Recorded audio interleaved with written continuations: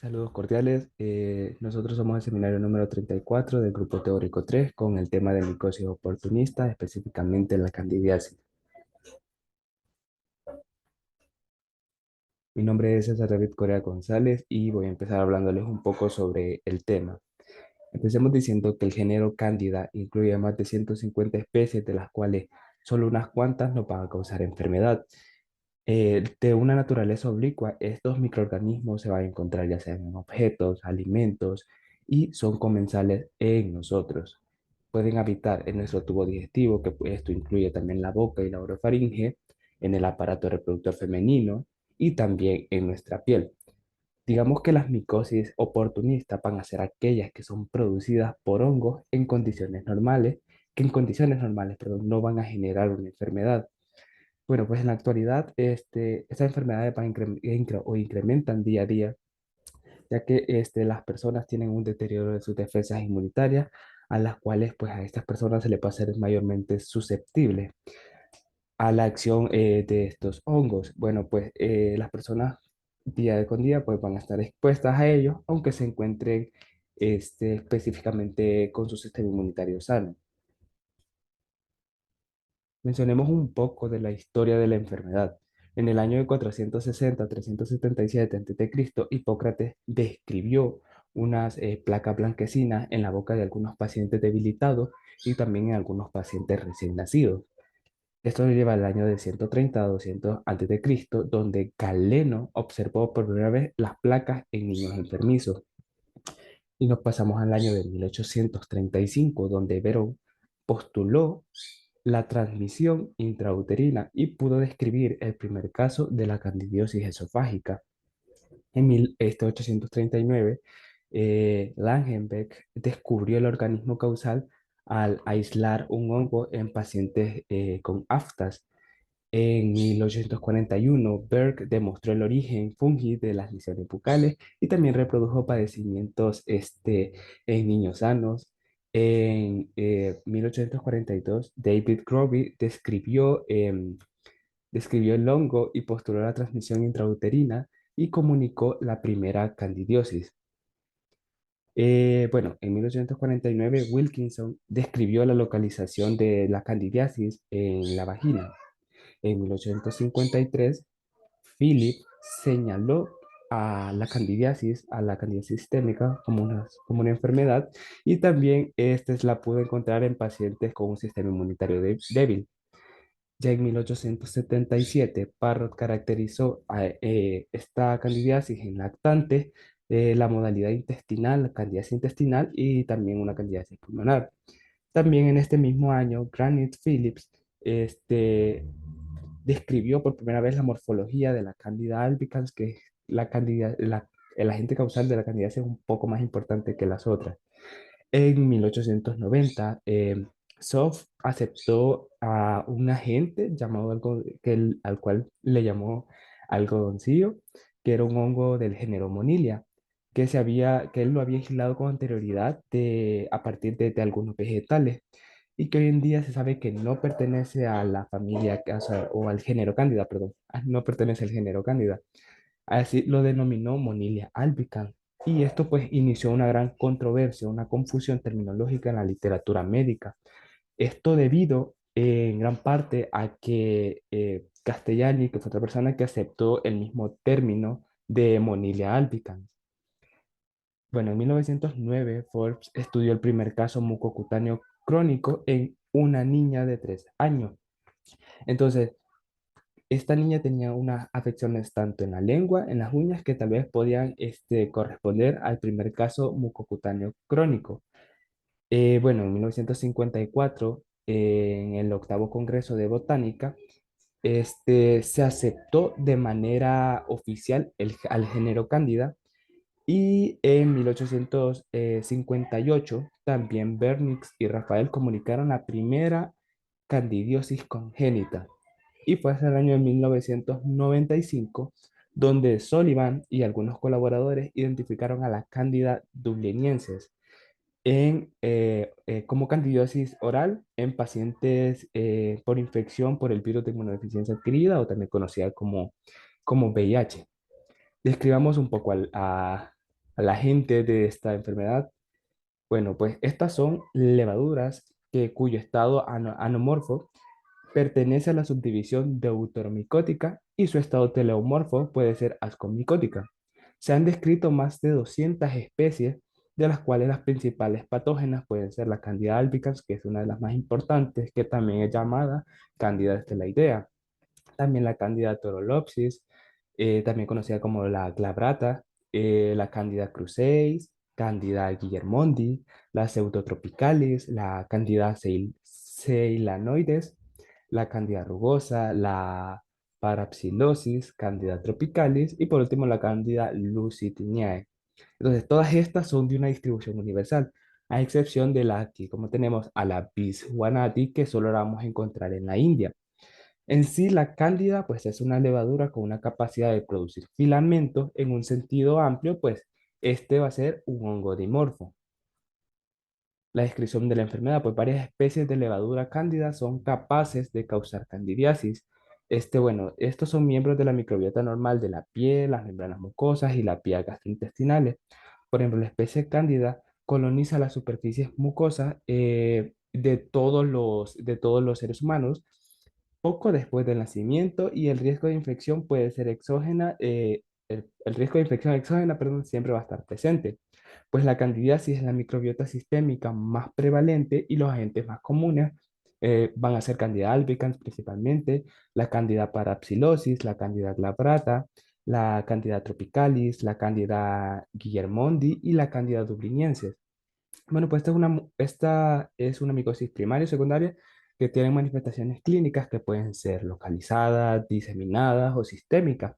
Van a afectar pues la piel, mucosas, estructuras profundas, órganos internos y las alteraciones histopatológicas van a variar desde la inflamación mínima hasta supuración o granuloma.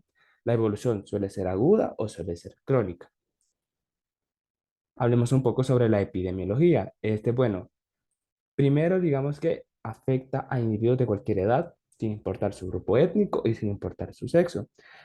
Esta pues no va a tener relación con la situación geográfica ni con el estado socioeconómico, pero sin embargo se han encontrado algunas diferencias regionales, como por ejemplo la candidiosis interdigital en los pies. Es más frecuente en zonas tropicales y la onimicosis es más frecuente en zonas geográficas que son frías. Bueno, pues se presenta de 4 a 18% de los recién nacidos y bueno, y se han comunicado modalidades congénitas en prematuros que pesan menos de 1.500 gramos al nacer. También pues la Candida albicans se va a encontrar en la mucosa de un 35 a un 55% y vaginal, pues un 13% de las mujeres, así como en la piel periorifacial de individuos sanos de un 25, perdón, a un 50%. Por ciento. La cándida vive en equilibrio con otros microorganismos del cuerpo y puede coexistir como un hongo comensal. Pero cuando este equilibrio se va a perder, se torna patógena y aquí es donde causa la enfermedad o la afección mucocutánea y que nos causa la candidiosis. Bueno, también pues esta candidiasis se puede presentar en 80-90% de aquellos sujetos que tienen SIDA y puede predominar en la boca y en el esófago. Y de 1 a 16% de los sujetos que tienen catéteres colocados puede aparecer una fungemia que es relacionada con los mismos agentes causales de la candidiasis. La distribución, pues tiene una distribución mundial y a menudo varias especies de cándida son parte de la flora normal, como ya lo habíamos mencionado, y el reservorio principalmente pues son los seres humanos. El periodo de incubación es variable, de 2 a 5 días para la candidiasis bucal en los lactantes, pero ya la infección primaria que tiene un periodo de incubación de 2 a 12 días, seguido de pródomos que, como lo son quemazón, el eritema, el dolor. Después van a aparecer múltiples vesículas dolorosas que se van a ulcerar en la región perianal y también en la vulva, en la vagina o en el cérvix. A veces la linfadenopatía inguinal pues suele ser muy dolorosa y raramente supurativa. El periodo de transmisibilidad se cree que va a durar mientras hayan lesiones presentes. Esto ha sido todo por mi participación. Muchas gracias por la atención prestada. Hola, Yo soy Beatriz Elizabeth Cuadrado Fuentes y les continuaré hablando sobre el tema, la susceptibilidad.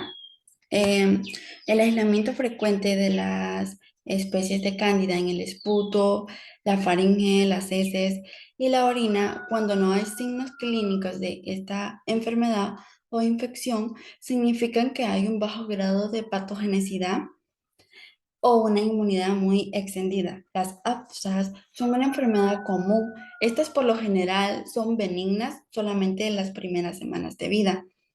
Este, la susceptibilidad se manifiesta cuando las defensas del huésped disminuyen. También el intertrigo interdigital y la paronychia son factores locales que contribuyen a la aparición de la cándida superficial. También el trigo en los pliegues húmedos de la piel y las personas obesas. Las erupciones clínicas en la piel y en las mucosas son muy comunes. Eh, También los factores sistémicos como la diabetes mellitus, la infección por el VIH, el tratamiento con antibióticos de amplio aspecto y el embarazo. En el embarazo, las mujeres en su tercer trimestre son muy propensas a que puedan contraer la candidiasis vulvovaginal. La colocación inadecuada de catéteres intravenosos, la neutropenia, la neoplasias y las quemaduras implican eh, que hay complicaciones posoperatorias y el peso muy bajo en recién nacidos. Estos pueden predisponer a una candidiasis profunda. La inmunodepresión por el virus del VIH también eh, ayuda a contraer una candidiasis. De igual forma, se da la candidiasis en las vías urinarias. Esta se da debido a que em, se usa demasiado tiempo las ondas en la vejiga o en la pelvis renal. En los adultos y los niños, estos tienen una hipersensibilidad dérmica tardía al hongo, ya que estos poseen anticuerpos humorales. La patogenicidad. Esta se divide por cuatro factores principales, los cuales como el principal tenemos que la candidiasis albicans es común encontrarla cuando se da la colocación de la colonización, perdón, de la mucosa oral, vaginal, también en el intestino y la piel. Por lo tanto, esta enfermedad implica un cambio de microorganismo en el hospedero o en ambos. Las levaduras IFAS tienen una asociación muy fuerte con el incremento potencial del patógeno de la candidiasis albicans. Como número dos, tenemos que los cambios morfológicos de la levadura a IFA están relacionados con los factores de adherencia e invasión de los tejidos y su digestión. Mm, Estas cifras se observan solo cuando ha iniciado una invasión por la cándida, ya que la modificación de las levaduras a hifas, esta está asociada solamente con la invasión. Como número 3, tenemos que las hifas se fijan fuertemente a las células epiteliales humanas. Aquí, un mediador de esta unión sería la proteína de la superficie de las hifas. Esta proteína se conoce por sus siglas HWP1 y esta proteína es encontrada en la superficie de los tubos germinales y en las hifas. También existen otras monoproteínas que estas son integrinas de los vertebrados y medían la unión de los componentes de la matriz extracelular. Y como número 4, tenemos que las hifas secretadas o secretan proteinasas y fosfolipasas, que son capaces de digerir células epiteliales y eh, facilitan la invasión. En estas las cifras de la candidiasis albicans contienen proteínas de superficie. Estas proteínas que contienen son similares a las proteínas de los receptores del complemento de los fagocitos. La producción incrementada de estos receptores varía bajo ciertas condiciones, como por ejemplo, les voy a mencionar uno, que está que el aumento de la concentración de glucosa es asociado a la resistencia de los fagocitos o la acción de los neutrófilos.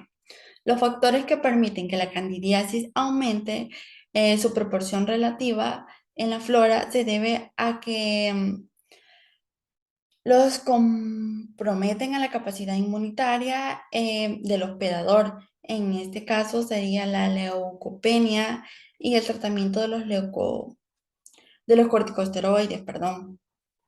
También interfieren en la función de los linfocitos T.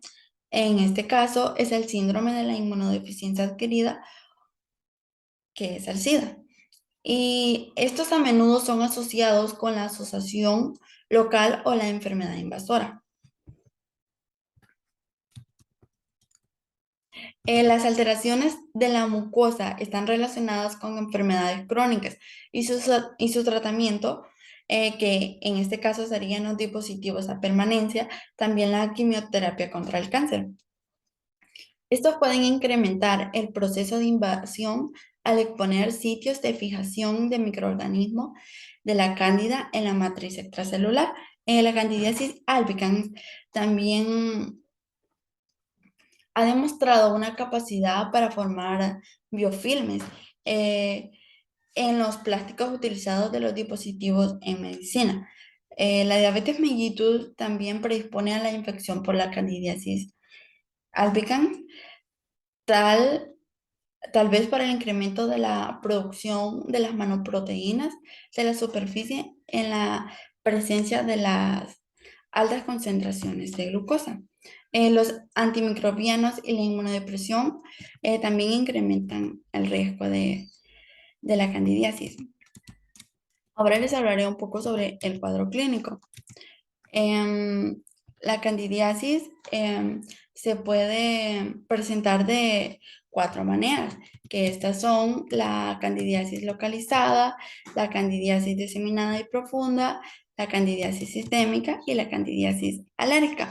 Ahora les hablaré un poco sobre la candidiasis localizada. Esta se subdivide en dos, que está la candidiasis mucocutáneas y las cutáneas. Les empezaré hablando sobre las mucocutáneas. En esta se da en la boca, también provoca glositis, quelitis, también se da la digestiva, la faringoamigdalina, la esofágica, la gástrica, la entérica, la perinatal y la perianal. También está la vaginitis y la barantitis. Y por último se encuentra la bronquial y la pulmonar. Em, En la boca, muqueto de algodoncillo es muy difusa y se limita a una sola región en la que afecta principalmente el velo del paladar, el carrillo, las encías, en donde aparecen enrojecimientos, perdón, de las placas mucosas blanquecinas. Estas placas mucosas blanquecinas se pueden confundir con la nata de la leche. Estas lesiones son asintomáticas, pero algunas veces están acompañadas de sensaciones como de quemadura, resequedad en la boca, también un sabor metálico. Existen diferentes presentaciones clínicas según sus aspectos. Entre ellas están la pseudomembranosa aguda, que esta presenta placas blanquecinas y provoca una dificultad para la deglución de los alimentos.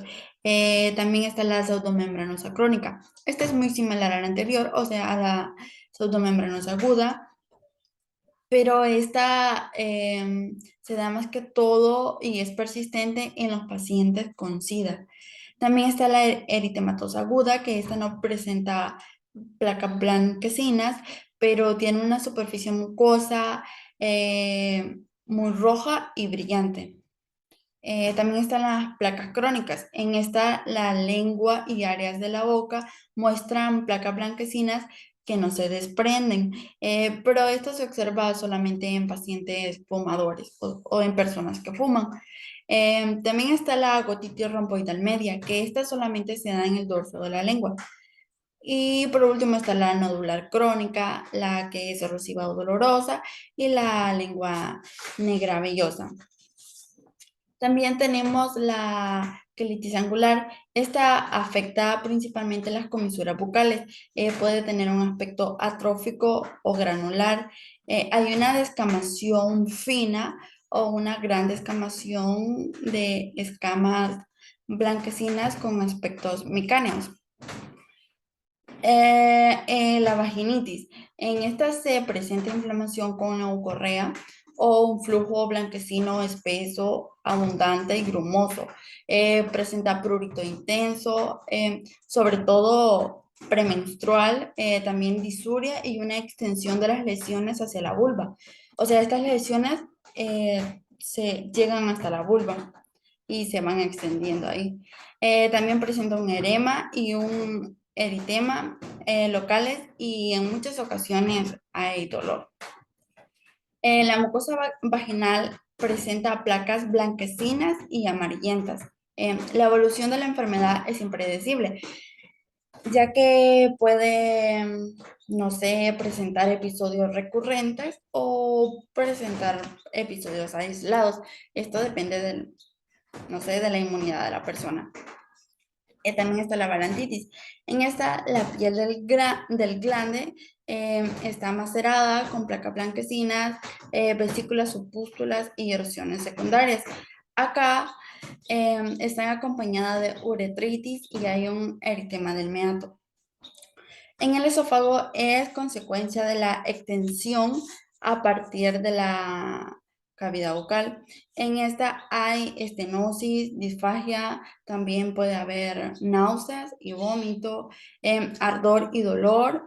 Esto dificulta la ingestión de los alimentos y en casos graves hay sangrado del tubo digestivo. Esta afección gástrica es excepcional ya que solo se puede presentar en las candidiasis sistémicas y si hay perforación puede provocar periotonitis.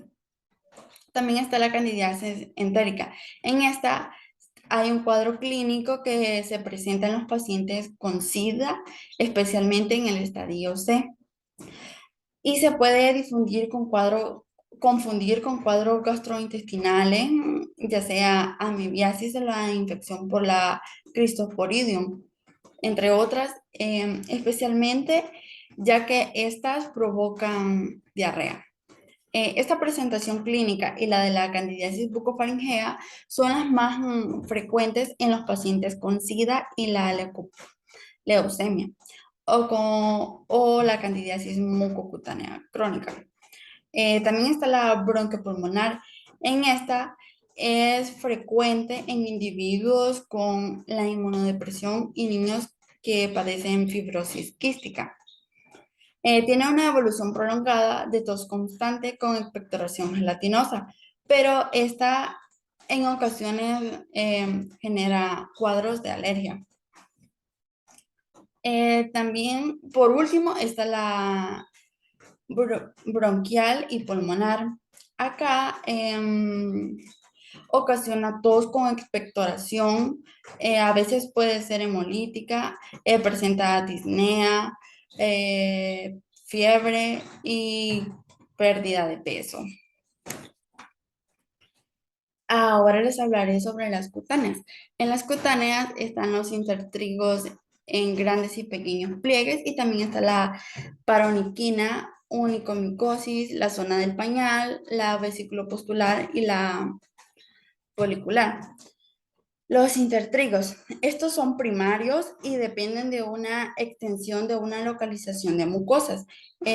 Mucosas inguinales, grandes pliegues como los pliegues axilares, los submamarios, también se encuentran los inguinales o en el surco interglúteo. Y también se presenta en las especies, en los espacios de las manos, de los dedos de las manos y los pies. Esta es caracterizada por un eritema, descamación de la piel macerada, entre otros, que acompañan de prurito y dolor. Unos, aquí están unos ejemplos de las mucocutáneas y las cutáneas. Está la vaginitis, como podemos observar ahí, la balantitis, estas son de las mucocutáneas y de las cutáneas está la onicomicosis y la candidiasis en la zona del pañal. Em, Ahora les hablaré sobre la candidiasis diseminada y la profunda. La afección de la zona del pañal se presenta sobre todo durante el segundo o tercer trimestre de vida. Esta es primaria o consecutiva a una dermatitis por contacto o seborreica. Esta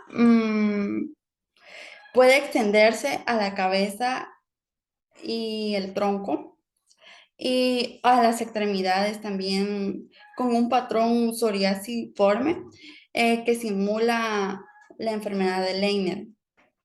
La forma neonatal se puede presentar por consecuencia de dos mecanismos. Estos son que la madre tiene la infección vaginal y al momento del parto, como el bebé baja por el canal vaginal, ahí es donde el niño puede contraer la infección.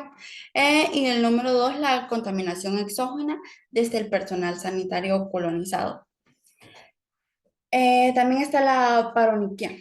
En esta es una inflamación periungual periungial y esta es dolorosa con una salida de pus a presión. O sea que solamente sale pus cuando pues se presiona. Se presenta a quienes sumergen mucho tiempo las manos en agua o cocinan. Por ejemplo, las personas que trabajan en lavandería, ya sea lavando trastes o ropa, pues a estas personas se les da con mayor frecuencia. O también puede coexistir una infección de las gram negativas. Afecta las uñas y ocurre la onicolisis. Estos son cambios de color que van desde el blanco al amarillento, al verde, café o marrón y por último el negro. Puede haber una hiperqueratinitosis y una desnutrición en individuos con el síndrome de Cushing o el fenómeno de Raymond. Em, la candidiasis diseminada y profunda. En esta la candidiasis diseminada constituye a una infección multiorgánica que afecta las vías urinarias y los riñones, el endocardio y las meninges. Sus manifestaciones incluyen cefalea, rigidez en la nuca, o sea que no se puede mover la nuca hacia los lados, y provoca fiebre, vértigo, entre otras. Em, Aquí la candidiasis mucocutánea crónica inicia en la lactancia o en niños con lesiones eh, que aparecen en la piel, en su mucosa o en sus uñas. También en la boca hay lesiones pseudomembranosas o en placa. Eh, en la piel hay escamastrosas, verrugosas o de un aspecto nodular, mayormente en la cabeza y en la cara, que esto es llamado como el granuloma candidoso. Así se observa un granuloma candidoso en la piel. Em, También hay un inicuo de la candidiasis mucocutánea crónica con la anestesia o la displasia del timo, con hipotiroidismo o gamma-globulinemia. También hay una difusión linfocitaria de anomalías de la función del leucocito o de la deficiencia de zinc. Eh, Esta se puede presentar en adultos, mayormente a los adultos de 35 años en adelante, y es relacionada con enfermedades malignas internas, como por ejemplo el lupus. La candidiasis mucocutánea crónica se clasifica en cuatro partes. Entre ellas está la número uno, que se da la inmunodeficiencia mortal, pero esta generalmente se da en la cavidad bucal mayormente en los niños y estos pues a sus 2 años de vida mueren. También está la inmunodeficiencia no mortal, la tardía y por último está la relacionada con el SIDA. La candidiasis sistémica. En esta afecta principalmente el aparato genitourinario y los riñones, la endocarditis y las meninges, también la sepsis, la candidemia y la iatrógena. Y por último tenemos la candidiasis alérgica, que las presentaciones alérgicas no están bien estudiadas hasta el momento, pero pueden dar candidades. A veces son lesiones vestibulares estériles en las manos, que mayormente se manifiestan con eczema, asma, gastritis y urticaria. Como podemos ver acá en esta imagen, es un ejemplo de una candidiasis alérgica. Y esta ha sido mi participación y continuará mi compañera hablándoles del tema. Compañeros, licenciado, tengan un buen día. Mi nombre es Magali del Cid y a mí me corresponde continuar con la exposición de micosis oportunistas, específicamente candidiasis. El siguiente punto a tratar es el diagnóstico de laboratorio. Podemos nosotros utilizar el diagnóstico a través de 5 métodos diferentes. En primer lugar, vamos a hablar sobre las muestras y el examen microscópico. El examen se aplica directamente a través del exudado, de esputo, escamas, a través del raspado de uñas. Si bien la cándida puede presentarse con onicomicosis, entonces vamos a tomar una muestra de raspado de uñas. También se pueden tomar muestras de un centrifugado de orina y de líquido cefalorraquídeo. Además que podemos utilizar muestras que son extraídas de catéteres, que pues los catéteres pueden contribuir también a la infección por cándida, que vamos a estar utilizando nosotros para las muestras y los exámenes microscópicos. En primer lugar, estas muestras se van a efectuar con hidróxido de potasio o con solución de Lugol. Y la tinción que nosotros vamos a utilizar, que son bastante mencionadas, son la Wright o Giemsa, y la de Gram y también la de azul de metileno, para poder nosotros estar observando las pseudohifas, que van a ser más que todo las patógenas, y las células gemantes. Aquí en la imagen podemos observar las pseudohifas, que son más que todo una combinación de las blastoesporas, que son estas chiquititas, con las levaduras. Bueno, pasando ya al cultivo, en el caso del cultivo se va a estar utilizando un medio para hongos y bacterias, que va a ser en un ambiente de 37 grados centígrados durante 24 a 48 horas. Al realizar nosotros el cultivo vamos a poder observar la morfología de cándida. Y es que a través del cultivo también nosotros vamos a obtener colonias. Estas colonias pueden tener características, por ejemplo, pueden ser lisas, pueden ser rugosas, pueden tener una coloración blanca o ligeramente beige. En el caso de ya la parte morfológica, a observar nosotros la forma de la cándida, vamos a encontrar que tiene esporas. Estas esporas pueden ser redondeadas u ovaladas y van a estar midiendo alrededor de 2 a 4 micras. También encontramos las blastoesporas y las pseudohifas. Y filamentos, estos de acá son los filamentos, y los filamentos son una característica principal de cándida, o sea, va a ser una característica propia de ella, a excepción de un tipo de cándida que es la cándida glabrata, algo así, que ella no va a estar presentando filamentos, solamente va a tener una forma como levadura y va a ser chiquita. Siguiendo con las pruebas fisiológicas y bioquímicas, estas pruebas más que todo tratan de poner los compuestos en carbohidrato y en sustancias nitrogenadas. Y hay una prueba que es bastante reconocida en este tiempo acá, y es la prueba del cromagar, que acá puse una imagen para que tuviésemos la referencia. El medio cromogénico del cromagar. Eso que nosotros vemos en la imagen son colonias de cándida y nos va a servir porque es una prueba bastante acertada para poder nosotros identificar el tipo de cándida y también para poder identificar la resistencia de cándida ante algún fármaco. Podemos utilizar el fluconazol, más que todo se utiliza fluconazol impregnado en el platito para poder ver si cándida es resistente al fluconazol. Siguiendo con los métodos moleculares, en los métodos moleculares vamos a encontrar más que todo el ADN de cándida. En estos métodos, quien destaca es la reacción de cadena polimerasa, que también es llamada PCR, que va a estar teniendo un enfoque más que todo en las candidasis sistémicas o diseminadas.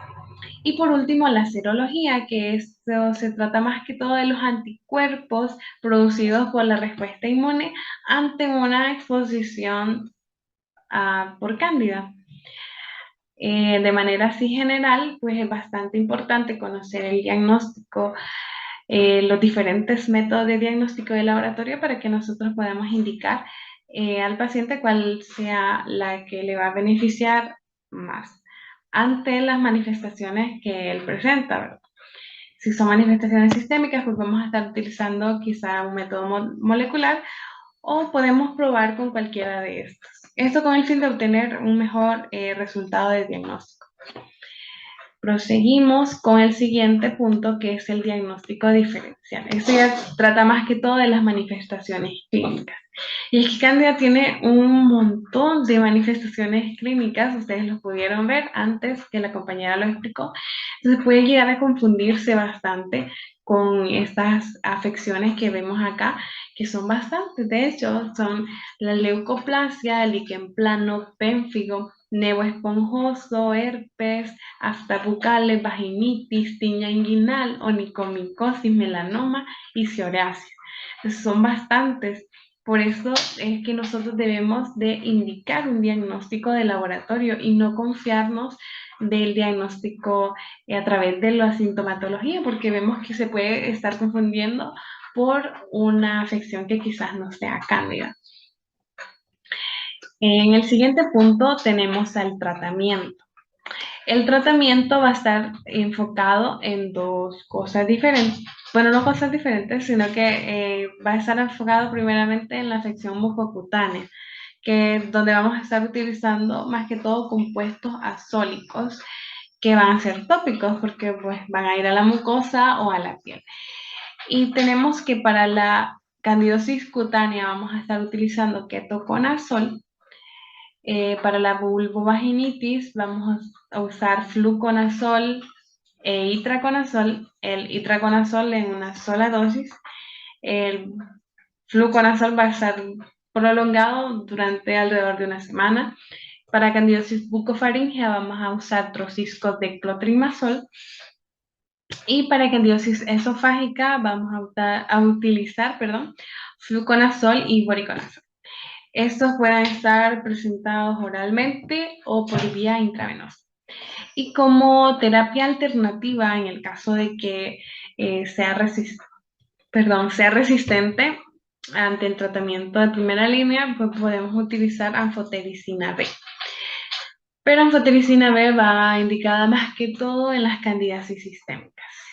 Y lo vemos acá en el cuadro, que para candidiasis profundas o sistémicas vamos a estar utilizando anfotericina B. Tenemos dos presentaciones, una de desoxicolato y la otra es una preparación lipídica, que ambas son por vía intravenosa y tienen un rango de dosis similar. También tenemos otra vez compuestos azólicos como el fluconazol y el voriconazol, que van a estar por vía intravenosa y por vía oral y comparten una dosis de 400 miligramos al día. Y de las equinocandinas tenemos acá caspofungina, anidulafungina y micafungina, que son por vía intravenosa también. Y caspofungina tiene una dosis de 50, mientras que las otras dos tienen una dosis de 100 miligramos diarios. Ahora, siguiendo con las complicaciones se pueden dar por una infección bacteriana extra, o sea, agregada, y también por recurrencias que dependen del fracaso terapéutico o de la infección o una reinfección. En las complicaciones hay algo que yo quiero agregar, y es que si nosotros tenemos factores predisponentes o si nuestro paciente tiene factores predisponentes como una enfermedad que afecte nuestro sistema inmune, una enfermedad inmunosupresora, ¿verdad? Como lo es la diabetes mellitus y hay otras más, eso nos puede a nosotros a complicar afección, la infección por cándida, porque recordemos nosotros que cándida está presente en nuestra microbiota normal. Y pues nuestra microbiota normal nos ayuda a poder mantener una homeostasis. Entonces, al haber una alteración, nos va a estar produciendo efectos secundarios un tanto severos. Ahora, pasando al pronóstico, como les mencionaba, que va a depender de la gravedad de la enfermedad y también va a depender de los factores predisponentes. Otro apartado en el pronóstico es que en el caso de los recién nacidos, la afección muchas veces va a ser, se va a curar ella sola porque es benigna. Ya en paralelo a eso, tenemos también que va a ser bastante letal el poder padecer de una forma sistémica de cándida, ya que tiene un porcentaje del 56% de letalidad, que es un poquito más de la mitad. Y en el caso de la resistencia, bueno, no resistencia en sí, sino que para nosotros poder evitar una resistencia es necesario estar probando a través de la sensibilidad, la resistencia a la anfotericina B y a los azoles, quienes son los tratamientos de primera línea ante las infecciones por cándida. Siguiente es la prevención y control. La medida preventiva de mayor importancia para evitar una perturbación en el equilibrio normal de la microbiota es esa, es tratar de mantener una homeostasis en nuestra microbiota. Algo que es bastante difícil, o sea, requiere de bastante esfuerzo. Tenemos que llevar una vida saludable y de estar asistiendo al médico a que pues nos brinde un tratamiento adecuado, ¿verdad? Porque a veces hay tratamientos que pueden debilitar nuestro sistema inmunológico y eso no, pues no va a ser nuestra culpa porque son tratamientos extra a otras afecciones que podemos padecer. Pero sí es necesario llevar una buena alimentación, el realizar ejercicio y estar reforzando nuestro sistema a través de vitaminas o complejos de vitaminas.